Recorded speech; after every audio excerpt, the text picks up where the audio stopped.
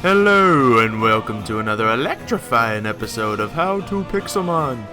That's right, that word choice was intentional, because today we're going over Luxray and Ampharos, two new electric Pokemon added in the 3.0 update, and they are definitely having a staring contest right now. Who will win? No, but these two, I wouldn't personally say they're some of the best electric types out there, but a lot of people definitely like these. Ampharos is definitely a pretty popular one out there, and Luxray is obviously just cool looking, so people are going to want him anyway.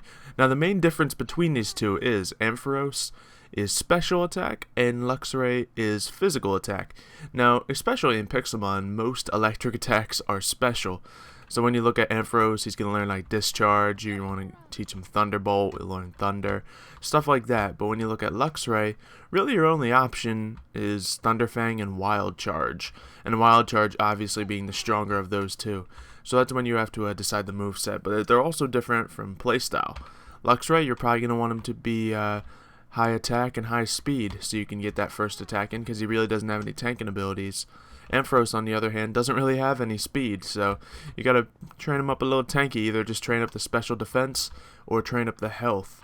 So Ampharos definitely has some better special defense, but you still really want to facilitate that special attack because it has a really good amount of it.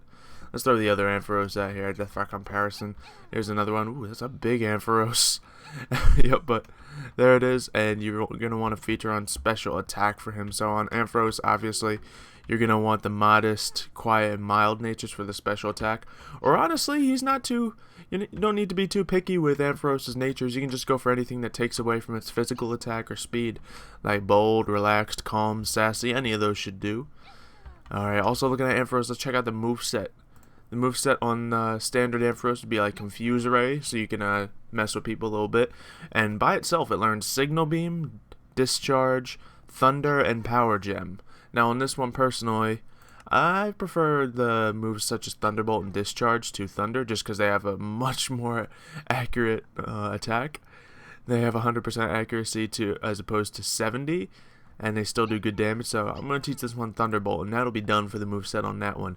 Now there's two ways to do Ampharos. You can do it like that, or you could just go straight into going with more of a trolley moveset, having it learn both Confuse Ray and Thunder Wave. So you can have a Confuse Ray Thunder Wave combo on a tanky Pokemon, and it would be very effective. And then you can teach it Thunderbolt and either Signal Beam or Power Gem, whichever your team needs most. Now when it comes to the Ampharos, for the attack one with more attacks on it, go for a Shell Bell, because you're going to be attacking most of the time. On the trolley one, however, I would probably suggest the Leftovers, because even while you're using moves such as Thunder Wave and Confuse Ray, you're still going to be getting health back. So it's really good to have one of those items on Ampharos, obviously, because it's tanky. And depending on how you build it, decide which item you can do. Either one would be fine on either one of them, though. But we have Luxray here as well. And for a moveset on Luxray, it's kind of limited. Luxray can't learn a lot, obviously, because it's a physical attacker in an electric Pokemon world. But Wild Charge is a big thing that you definitely need on it. You can also learn Crunch as a Luxray. And one thing you could do to make it a little better is give it a TM for Giga Impact. That'll give it another strong physical attack. And then, of course, Thunder Wave, so it can paralyze Pokemon. Doesn't matter physical or special, Thunder Wave will still work the same.